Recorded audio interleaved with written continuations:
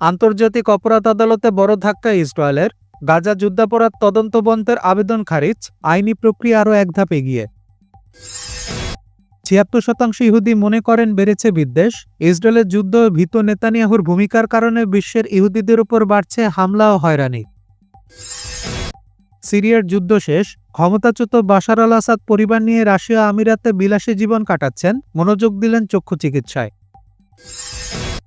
Ukraine যুদ্ধ সমাপ্তির লক্ষ্যে ঐতিহাসিক বার্লিন বৈঠক, রাশিয়ার সঙ্গে সম্ভাব্য শান্তি চুক্তিতে কিয়েভের জন্য যুক্তরাষ্ট্র ইউরোপের বিশাল নিরাপত্তা ও সামরিক সহায়তার প্রতিশ্রুতি। চরম দায়িত্বজ্ঞানহীনতা, ট্রাফিক আইন ভেঙে ব্যস্ত রাস্তায় নাচলেন নারী কনস্টেবল প্রিয়াঙ্কা শেখাওয়াত, ভাইরাল ভিডিওতে ক্ষোভ নেটিজেনদের। এবং ভূরাজনৈতিক উত্তেজনার ফল, যুক্তরাষ্ট্র কর্তৃক ভেনেজুয়েলার তেল ট্যাংকার আটক, বিশ্ববাজারে আবারও তেলের দাম বেড়ে যাওয়ার আশঙ্কা।